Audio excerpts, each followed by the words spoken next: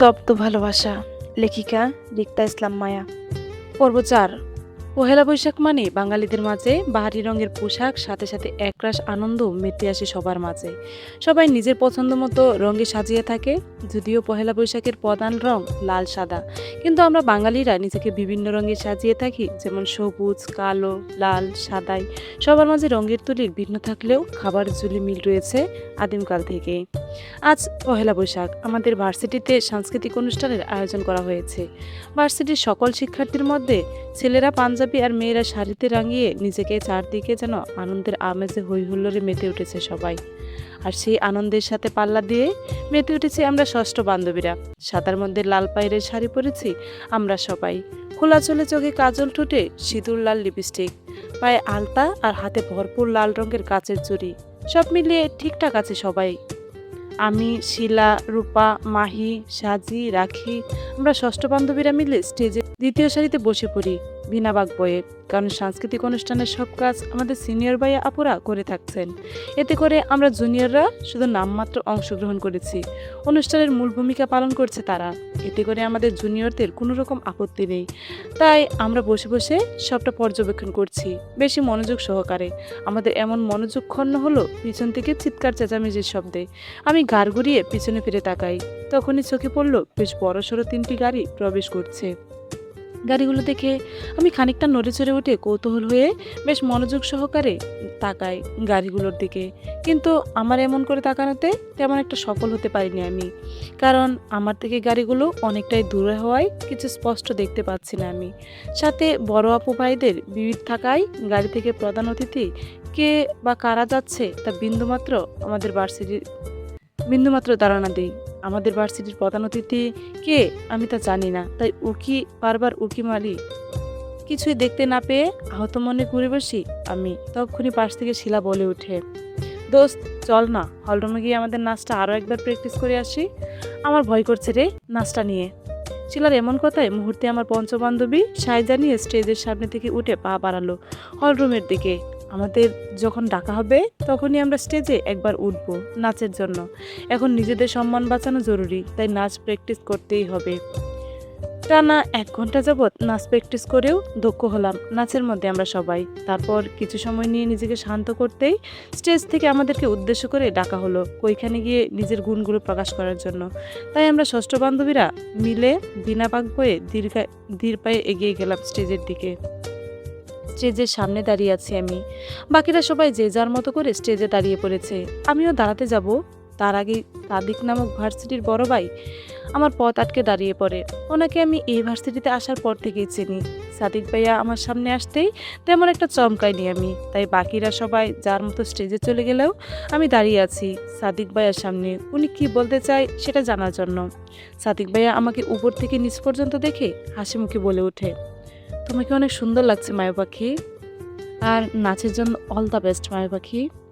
সাদিক ভাইয়ের কথায় আমি ঠোঁট প্রসারিত করে হেসে উঠি। আমাকে হাসতে দেখে সাদিক ভাইয়া খানিকটা আবেগাৎপূর্ণ হয়ে বলে ওঠে, এভাবে হাসতে নেই মায়া পাখি, লাগে খুব করে, বুকে হাত দিয়ে।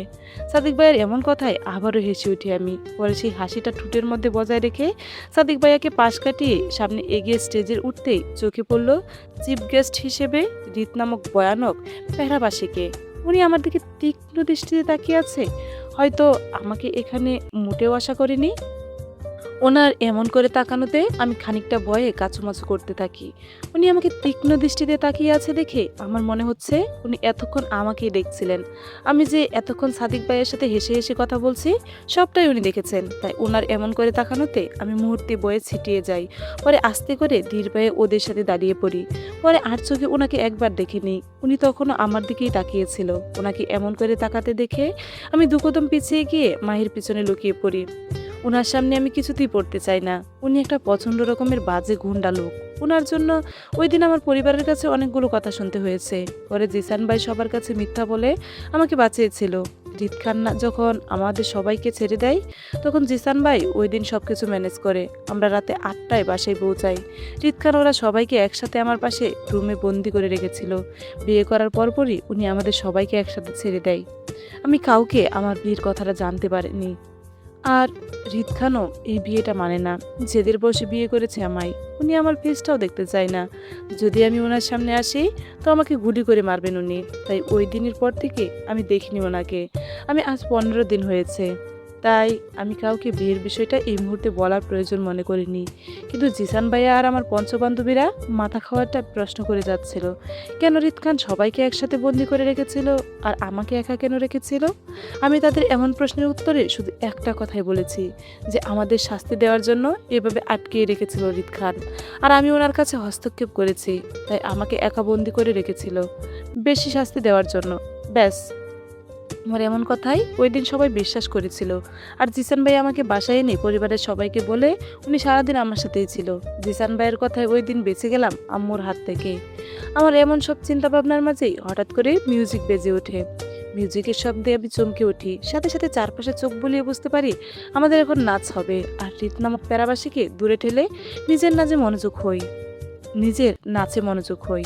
সম্পূর্ণ নাচ সুন্দরভাবে কমপ্লিট করে হৃদ খানের চোখের সামনে থেকে পালানোর জন্য ওনার দিকে তাকিয়ে স্টেজ থেকে দ্রুততর নেমে নামতে নামতে আবার সামনে এসে সাদিক ভাইয়া উনি সবার সামনে আমার হাত টেনে হ্যান্ডশেক করার জন্য ধরে বসে কনগ্রাচুলেশন জানালেন।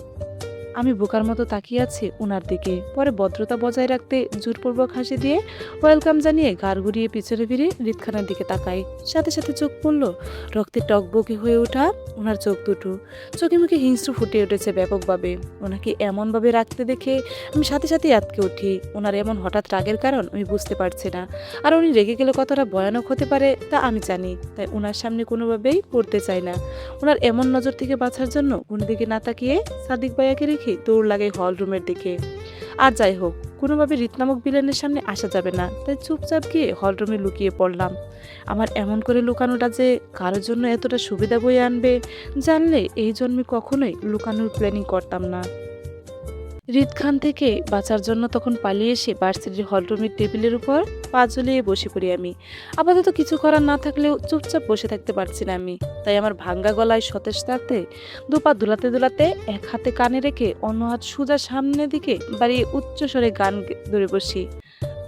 সুর কনে গেল তোর গরুর বাছুর, সবুর কই গেল তোর বাছুর বাছুর, সবুর ও সুর। চোখ বন্ধ রেখেই নিজের মতো করে আমার ফেভারিট গানটা গাই। তখনই বেশ কিছু পায়ের আর গুনগুনের শব্দ কানে আসতে ঝটপট করে আমার চোখ খুলে তাকাই আমি। এক চোখ খোলার সাথে সাথেই চোখের সামনে যা দেখলাম তাতে আশ্চর্য হয়ে আমি দ্বিতীয় চোখ খুলে ফেললাম সাথে সাথেই। চোখ দুটো বড় বড় করে সামনে তাকিয়ে থাকলাম অবাক হয়ে, কারণ আমার সামনে একজাক ভার্সিটির স্টুডেন্টরা সামনে দাঁড়িয়ে আছে। সবাই বুকা ফেস করে গুলগুল চোখে আমার দিকে তাকিয়ে থাকে। আমার গান শুনছে বেশ মনোযোগ সহকারে, কিন্তু আমার ওদের সবাইকে দেখে মনে হচ্ছে বেশ জোর চালাচ্ছে মনোযোগী হওয়ার আমার গানে, কিন্তু সফলতা অর্জন করতে পারছে না কেউ। বারবার মনোযোগ হারিয়ে হেসে ফেলছে থেমে থেমে। আমি সবাইকে আমার গান শুনতে দেখে খুশিতে নেচে উঠল মুহূর্তেই। আল্লাহ, সবাই আমার গান এত পছন্দ করছে যে হল রুমে ভিড় লেগে গেছে মুহূর্তেই। ইস, আমি যে কত ফেমাস পারসন। সাথে সাথে আমি একজন বিশিষ্ট শিল্পপতি হয়ে গেছি। সবাই আমাকে এখন দেখলেই বলবে, ওই দেখ সেরা শিল্পী মায়া রানী যাচ্ছে। আহা, আমার কি আনন্দ। এই আনন্দের রেশ ধরে মনে মনে আওড়াতে থাকি। এখন আমি বিশিষ্ট বড় মাপের শিল্পী হয়ে গেছি, তাই আমার উচিত আরো বেশি বেশি করে গান গাওয়া আর সবার মন বেশি বেশি করে জয় করা। ঠিক আজকের মতোই গান গাওয়ার বিষয়টি মাথায় আসতেই খুশিতে চকচক করে উঠলো আমার চোখ মুখ। আমি খানিকটা নড়ে চড়ে উঠে আবারও আগের নিয়ে বসে গান গাওয়ার প্রস্তুতি নিচ্ছি। নিজেকে বড় মাপের শিল্পী ভাবতেই চোখের সামনে কত শত দৃশ্য বেশি আসছে। আহা, আমি সবাইকে অটোগ্রাফ দিচ্ছি, আমাকে সবাই ম্যাম ম্যাম বলে পিছন পিছন ঘুরছে। সাথে হৃদ খানও আমার একটা অটোগ্রাফের জন্য পিছন পিছন ঘুরে বেড়াচ্ছে, আর আমি তাকে পাত্তাই দিচ্ছি না।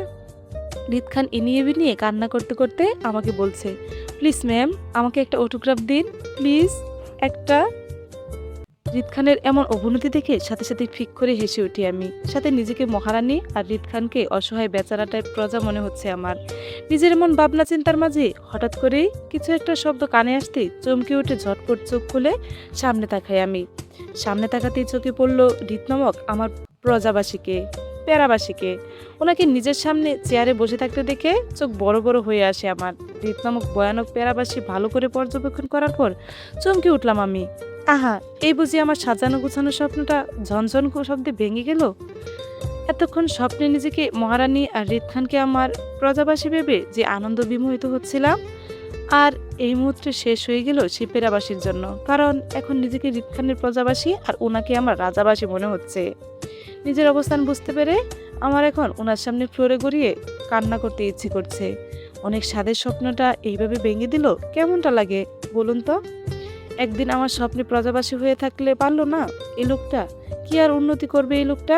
দিনে দুপুরে মানুষের স্বপ্ন ভেঙে বেড়ায়, স্বপ্ন চুরকো থাকার। জীবনে উন্নতি করতে পারবে না লোকটা, বলে দিলাম। আমার এমন চিন্তা ভাবনার মাঝেই সামনে থেকে উনি ভ্রু কুঁচকে বলে ওঠেন, কি ভাবনার রানী? চিন্তা ভাবনা করা শেষ নাকি আরো বাকি আছে? ওনার এমন কথায় মনোযোগ ভঙ্গ হলো আমার। আমি কপাল কুঁচকে ওনার দিকে তাকাতেই চোখে পড়লো চেয়ারের উপর পায়ে পা তুলে আরাম করে বসে আছে শান্ত দৃষ্টিতে। আমাকে এই কথাগুলো বলছেন। ওনাকে আমার সামনে এমন করে বসে থাকতে দেখে আমি চোখ ছোট ছোট করে কপাল কুঁচকে ওনার ভালো করে দেখার পরে কি হচ্ছে এখানে বুঝে ওঠায় ওনাকে এক পলক দেখে চারপাশে চোখ বুলাই আমি। সাথে সাথে চোখে পড়লো জনশূন্যহীন পরিবেশ। এতক্ষণ মানুষের ভিড় ছিল এই স্থানে আমার গান শোনার জন্য, কিন্তু এখন পরিবেশটি মানবহীন শূন্যতে অবস্থান করছে। চোখের সামনে কাউকে দেখতে না পেয়ে একচুয়ালি কষ্ট হলো মুহূর্তের মধ্যেই। আমার সেই কষ্টের ঝুলি বয়ে নিয়ে কাঁদো কাঁদো হয়ে গাড় গড়িয়ে তাকাই ভয়ানক ভিলেন রিত খানের দিকে। আমি জানি কাজটা এই প্যারাবাসী করেছে, উনি সবাইকে তাড়িয়ে দিয়েছে যাতে আমার গান কেউ শুনতে না পারে। আসলে আমি শিল্পী হয়ে যাচ্ছিলাম তো, তাই সেটা ওনার সহ্য হয়নি, তাই উনি সবাইকে তাড়িয়ে দিয়েছেন। এই লোক আমাকে কখনোই উন্নতি করতে দিবে না। আসলে এই লোকের জলে আমাকে ফেমাস পারসন হতে দেখে আমার এমন সব চিন্তা ভাবনার মাঝেই আবারও রিত বলে উঠে, কি সারের মতো চেঁচাচ্ছিলে কেন? ওনার এমন কথাই আর নিজেকে ধরে রাখতে পারিনি। রাগে দুঃখে বেসে যাচ্ছি আমি, আর সেই বাসা অবস্থায় খানিকটা রেগে ওনাকে উদ্দেশ্য করে বলে উঠি, জলে? জলে মানে? কত বড় মাপের গুন্ডা উনি ভাবা যায়? একে তো আমাকে শিল্পী হওয়া থেকে আটকাচ্ছেন, তার উপর আবার এমন একটা ভাব করছেন যেন কিছুই বুঝতে পারছেন না।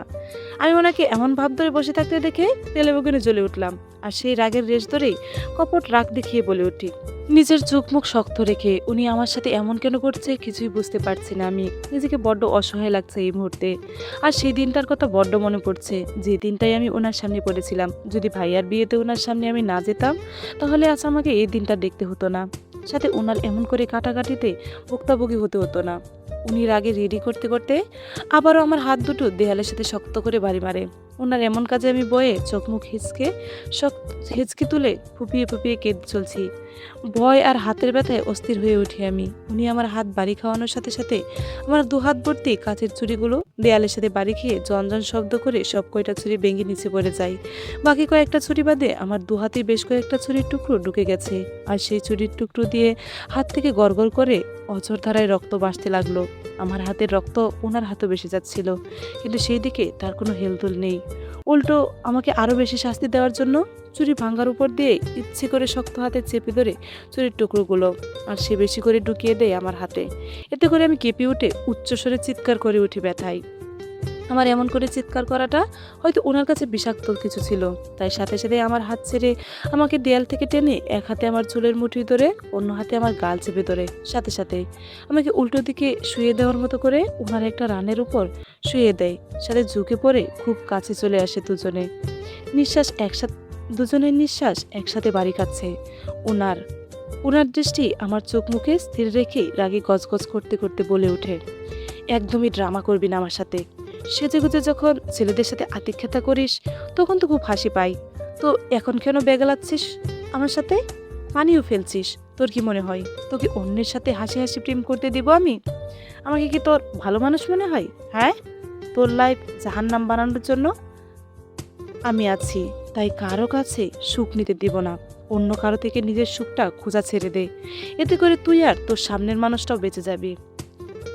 তোকে যেমন করে শাস্তি দিচ্ছি ঠিক তেমন করে তোর নাগরকেও আমি শাস্তি দেব, এর থেকেও বেশি। তাই আমার অবাধ্য হোস না, জাস্ট জ্বালিয়ে দেব। ওনার এমন কথাই কলিজা কাঁপানোতে ধমকিতে এবার সত্যি সত্যি জান যায় যে অবস্থা আমার। আমি বারবার কেঁপে কেঁপে উঠছিলাম ওনার এমন আচরণে। লাগামহীন কান্নায় মেতে উঠছে আমি। কান্না করতে করতে এবার হেঁচকি উঠে গেছে আমার। আমি সেই কান্নার রেশ ধরে হেঁচকি তুলে ওনাকে উদ্দেশ্য করে বলে উঠি, আপনার সাথে কি এমন করেছে আমি, যেটার জন্য আপনি আমাকে এতটা শাস্তি দিচ্ছেন? বারবার আমাকে আঘাত করছেন। কি করেছিস তুই সেটা তোকে বলতে বাধ্য নই। আর যদি বলাটা একান্তই প্রয়োজন তাহলে আগে তোকে জ্বালিয়ে নেই, তারপর সবটা। আমাকে কেন এভাবে শাস্তি দিচ্ছেন বলতে বাধ্য নই। আর তুই আমাকে অপছন্দের তালিকায় 1 নম্বরে আছিস, তাই আমার তোকে বেশ আমার ঘৃণা করি। এতটা ঘৃণার পরও কেন পিছনে পড়ে আছেন, আমার পিছন ছাড়ছেন না কেন? আর আপনার কি মনে হয় আমি আপনাকে ঘৃণা না করে ভালোবাসি? ছি, আপনার মতো বাজে লোক ফেসটা দেখলে গা জ্বলে ওঠে আমার। আপনার ফেসটা আমি দেখতে চাই না। কেন আসেন আপনি আমার সামনে বারবার? আমার এমন কথাই, গা জ্বালানো কথাই হৃদ খান মুহূর্তেই ফেটে পড়ে। আমার এমন কথায় যেন ওনার রাগটা সপ্তম আকাশে পৌঁছানোর জন্য যথেষ্ট ছিল। উনি সেই রাগের ফায়ার ব্রিগেড মতো বাস্ট হয়ে জ্বলে পড়ে আমাকে উদ্দেশ্য করে বলে ওঠে, একই বাণী শুনাইস রে বারবার। তোকে মানা করছিলাম আমাকে বাণী শোনাইতে না। আমার জাস্ট অসহ্য লাগে আমাকে, তাই জন্যই তো তোকে বিয়ে করে নিলাম। এখন বললি আরেকটা কথা, এবার তোর কি হবে, আমি তোর কি অবস্থা করব এবার দেখ তুই। আমার চেহারা যখন তোর অসহ্যই লাগে তখন তোকে এই চেহারাটা দিনরাত দেখার ব্যবস্থা করে দেবো আমি। আর বাকি রইলো আমার ঘৃণা করা। তো তোর চিন্তা শক্তির বাইরে আমি তোকে কতটা ঘৃণা করি। তাই তুই যেখানেই সুখ কুড়াতে যাবি সেখানেই তোর সুখে বাধা হয়ে দাঁড়াবো আমি। সেখানেই সুখের সন্ধান, সেখানেই বাধা অবস্থায় আমি। ওনার এমন খাড় কাঁপানো কথায় দম যায় আমার। যখনই ঠিক করি কিছু একটা বলবো তখনই অল্পতেই দমে যেতে হয় আমাকে। আমি ওনার কথাগুলো শুনেই অশ্রুসিক্ত চোখে ওনার চোখের দিকে তাকালাম। আমার এমন করে তাকানো দেখা উনি আমার চোখে ওনার দৃষ্টি স্থির করে। আমি ব্যথায় কাতরিয়ে অসহায় টলমলো চোখে ওনার চোখে তাকিয়ে আছি। আর উনি বারবার আমার চোখে কিছু একটা খুঁজে চলছে। আমার এমন দৃষ্টির সাথে উনি চোখ মিলাতে পারেনি, তাই দ্রুততার সঙ্গে নিজের চোখ অন্যদিকে ফিরিয়ে নেয়। অপর দিকে তাকিয়ে কিছু একটা ভেবে আমাকে ওই অবস্থায় ঠাস করে ছেড়ে দেয়। আর আমি সাথে সাথে চিত হয়ে ফ্লোরে লুটিয়ে পড়ি। আমাকে ফ্লোরে ফেলে দেওয়ার পর সাথে সাথেই মুখ নিয়ে খানিকটা উচ্চ শব্দ করে উঠি, আহ করে। হৃদ খান আমাকে ফ্লোরের উপর ফেলে শান্ত দৃষ্টিতে আমার দিকে এক পলক তাকিয়ে থেকে কিছু না বলে আমার উপর দিকে টেনে হনহন করে চলে যায়। আর ওনার চলে যাওয়ার পর হুহু শব্দ করে কান্না করে উঠি ওই অবস্থায়। হাতের ব্যথায় আমি অস্থির হয়েছিলাম, এখন আবার শরীরে ব্যথা যা উনি ফেলে দেওয়ার পর পেলাম। কিছুক্ষণ কান্না করার পর নিজেকে সামলিয়ে উঠে বসি। চারপাশে চোখ বুলিয়ে নিজে কাউকে দেখতে না পেয়ে স্বস্তির নিঃশ্বাস ফেললাম। আমি সবসময় হাসি খুশি থাকলেও নিজের কষ্ট কাউকে শেয়ার করার মতো মেয়ে নই, তাই এবারও নিজের কষ্টগুলো লুকানোর জন্য হাত দিয়ে চোখ মুখ মুছে উঠে দাঁড়িয়ে পড়ি। পরে হাতের দিকে এক পলক তাকিয়ে থেকে ধীর পায়ে এগিয়ে গিয়ে আমার ব্যাগ থেকে টিস্যু নিয়ে হাতের রক্তগুলো আস্তে আস্তে করে খানিকটা পরিষ্কার করে নিলাম। পরে নিজের গায়ের লাল শাড়ির আঁচলটা নিচে হাত দুটো ভালো করে ঢুকিয়ে নিলাম, যাতে কেউ বুঝতে না পারে আমার সাথে কি হয়েছে। আমি ধীর পায়ে স্টেজের সামনে গিয়ে দাঁড়াতেই সামনে এসে পড়লো জিসান ভাইয়া। প্রথমে হাসি মুখে আমার দিকে এগিয়ে আসলেও পরে আমাকে এক পলক দেখে অস্থির গলায় বলে ওঠে, ঋতু কি হয়েছে তোর? তোর চোখ মুখ এমন ফোলা ফোলা লাগছে কেন? তুই কি কান্না করেছিস? জিসান ভাইয়ের এমন কথায় ভরকে যাই আমি। মুহূর্তে মাথার মধ্যে কুবুদ্ধি আটকিয়ে হাসি মুখে বলে উঠি, ভাইয়া জানো আমি একটা গান গাইছিলাম, আর আমার গান শুনে দেখলাম অনেক মানুষ ভিড় জমিয়েছে আমার দরজায়। আমি খুশিতে আত্মহারা হয়ে লাফ দিতেই নিচে পড়ে যাই ফ্লোরে ঠাস করে। আর তখনই ব্যথা পেয়ে সাথে সাথে চোখ খুলতেই সামনে তাকিয়ে দেখি আমার একটা দর্শক নেই আমার সামনে। আমি এতক্ষণ চোখ বন্ধ করে স্বপ্ন দেখছিলাম। আমার সাদের স্বপ্নটা ভেঙে যাওয়ায় কান্না চলে আসছিল, তাই একটু কেঁদে নিলাম। তুমি বলো, কাঁদবো না আমি? আমার কথাগুলো নীরব দর্শকের মতো সবটা শ্রবণ করলেও আমাকে ফ্লোরে পড়ে যাওয়া বিষয়টা হজম করতে পারেনি জিসান ভাইয়া। ভাইয়া দ্রুততার সাথে এগিয়ে এসে আমার এক হাত টেনে ধরে বলে ওঠে, কোথাও ব্যথা পেয়েছিস কিনা? আর আমি তার এই কথায় নিজের মাথা নাড়িয়ে সুমতি জানিয়ে নিজের হাত দুটো এগিয়ে দিলাম। ভাইয়া আমার হাত দুটো দেখার সাথে সাথে আটকে ওঠে, দ্রুততার সঙ্গে আমার হাত নিজের হাতে নিয়ে নেয়। পরে আমাকে কিছুক্ষণ ভাইয়ার আদেশবাণী শুনিয়ে এলো, বলল ডক্টরের কাছে যেতে। পরে আমি কিছু বলতে নেব তার আগে ভাইয়া রেগে আমাকে কিছু না বলতে দিয়ে মানুষের ভিড়ের মধ্যে আমাকে সেভ করে ডক্টরের কাছে নিয়ে যেতে লাগলো। আর আমি চুপচাপ গাল ফুলিয়ে ঠুট উলিয়ে ভাইয়ার সাথে সাথে যেতে লাগলাম। তখন কি মনে করে আবারও গাড় গড়িয়ে পিছনে স্টেজের দিকে তাকাই। তখনই সাথে সাথে চোখে পড়লো রীত নামক ভয়ানক দৃষ্টি। ওনার এমন দৃষ্টি দেখে আমি সাথে সাথে ভয়ে ডুব দিলে দ্রুত সামনের দিকে তাকিয়ে ভাইয়ার পেছন পেছন যেতে লাগলাম। না জানি এখন উনি আবার আমার সাথে কি করে বসে। চলবে।